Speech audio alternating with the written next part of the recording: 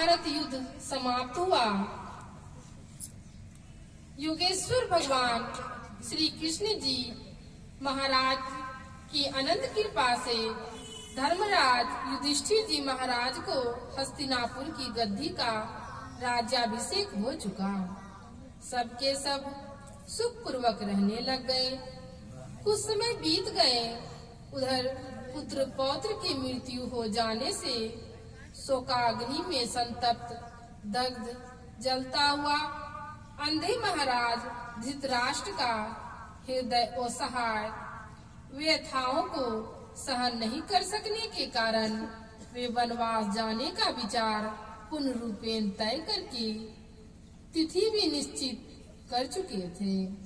दूसरी ओर अपने पति का वन जाने का समाचार सुनकर पतिव्रता गांधारी भी वन जाने को तैयार हो गई। यह सब दुखद समाचार साध्वी कुंती को जब ज्ञात हुआ वह शोक से भर गई, क्योंकि ज्येष्ठ महाराज जन्मांध है और जेठानी गांधारी भी पति का अंधापन होने की बात सुनते पूर्व में ही आंखों के ऊपर पट्टी बांध चुकी थी। अब वन में दोनों का क्या होगा? कौन परिचर्या में मदद करेंगे? रास्ता कौन दिखलाएगा? वन में एक गिलास पानी कौन पिलाएगा? यह सब विवेक करके कुंती सब सुख को तिलांजलि देकर साथ हो चली। कुंती को अपने ज्येष्ठ और जेठानी के साथ वन गमन करती हुई देखकर द्रौपदी मूर्छित होकर गिर पड़ी। युधिष्ठिर, भीम, अर्जुन, नकुल, सहदेव सभी शोक सागर में डूब गए।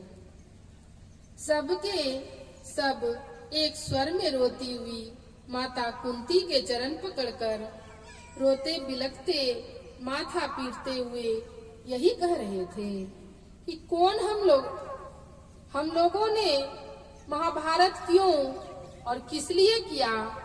हे माताजी, जिंदगी पर्यंत आपने दुख भोगा। अंतिम वृद्धावस्था में सुख भोगने का समय आते ही वन जाने को कौन सा प्रयोजन हो गया? जिसने सब दिन रुलाया उसके पीछे उसे सुख देने वन जाने से आपको कौन सा सुख मिलेगा? यह बतलाने की कृपा तो कीजिए। शोक संतप्त मूर्छित बहु द्रौपदी को दोनों हाथों से उठाकर अपनी छाती से लगाकर सभी पुत्रों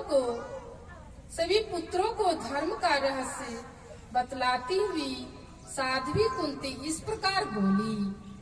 देव दुर्लभ साधन धाम और मोक्ष का द्वार वाला यह मनुष्य का शरीर स्त्री, पति, पुत्र, बहू, पौत्र, नाती, जमीन, महल, खजाने, राजपाट, पद प्रतिष्ठा की भोग विलासता और 5 विषयों का भोग भोगने के लिए नहीं प्राप्त हुआ जानना चाहिए। इसे पाकर सदा व्यवहारिक एवं परमार्थिक धर्मों का परिपालन करना ही परम कर्तव्य समझना चाहिए। महाभारत युद्ध करके तुम लोगों ने अपने आदर्श पूर्ण कर्तव्य का पालन करके महान पुण्य को प्राप्त किया है। अभी मेरे लिए इन दोनों के साथ सेवा करने के लिए वन जाना ही परम कर्तव्य है।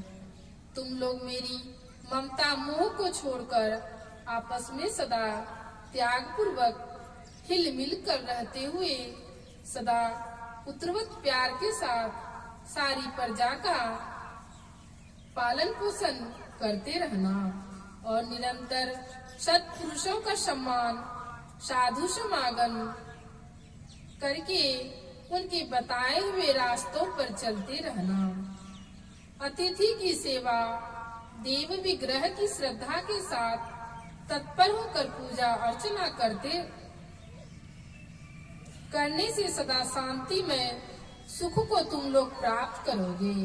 इतना उपदेश करके कुंती अपने सभी पुत्रों को और पुत्र वधू आदि को रोते हुए छोड़कर अपने ज्येष्ठ महाराज धृतराष्ट्र और जेठानी गंधारी के आगे आगे रास्ता दिखलाती हुई वन में चली गई। इसलिए कहा गया है, जिस काठ की छिलका होती है अंत में उसी में लग जाती है। उस समय वन, पर्वत, नदी, पहाड़, समुद्र तथा संपूर्ण धरती और आकाश सभी एक स्वर से गूंज रहे थे। यहाँ कोई किसी का नहीं, धर्म का नाता ही सच्चा और सुख दुख में साथ देकर इहलोक और परलोक में सुखदायी होता है। तीनों धर्म पालन करते हुए जंगल की देवा अग्नि में भगवत भजन करते हुए अपने अपने शरीर को जलाकर अपने अपने लोक को चले गए। श्री सद्गुरु महाराज की जय। अभी हम लोग सुन रहे थे माता कुंती की कहानी। साध्वी कुंती क्या क्या किया है संसार में, हम लोग विचार